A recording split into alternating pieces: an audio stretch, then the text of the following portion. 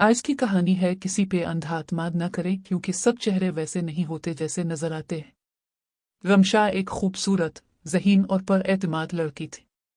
वो अपने ख्वाबों को हकीकत बनाने के लिए एक बड़े शहर आई थी।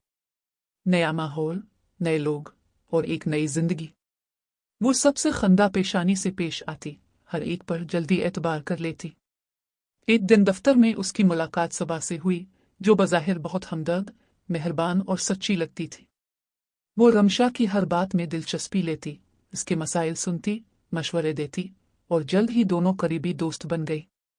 रमशा ने अपने दिल के कई राज सबा को बता दिए, अपनी कमजोरियां, अपने घर के हालात और यहाँ तक कि अपनी मोहब्बत का जिक्र भी। सबा हर बात खामोशी से सुनती रही, मगर दिल में कुछ और ही चल रहा था। कुछ दिन बाद रमशा के दफ्तर में एक बड़ा स्कैंडल सामने आया। कंपनी की अहम मालूमात लीक हो गई थी।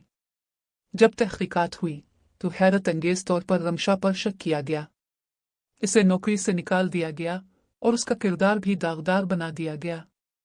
परेशान होकर रमशा ने सबा से मदद मांगी, लेकिन सबा ने न सिर्फ मुंह मोड़ लिया, बल्कि सबके सामने कहा कि वो तो रमशा को पहले ही मशकूक समझती थी। तब रमशा को हकीकत का अंदाजा हुआ। दुनिया में हर मुस्कुराहट के पीछे सच्चाई नहीं होती। हर दोस्त दोस्त नहीं होता। इस कहानी से हमने ये सबक लिया कि कभी भी किसी पर अंधा यकीन न करो, क्योंकि सब चेहरे वैसे नहीं होते जैसे नजर आते हैं।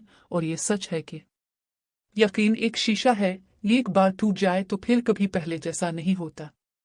अगर हमारी कहानी पसंद आई हो तो उसको लाइक और चैनल को सब्सक्राइब करो, ताकि ये भी हम आपके लिए ऐसी कहानियां लाते रहे।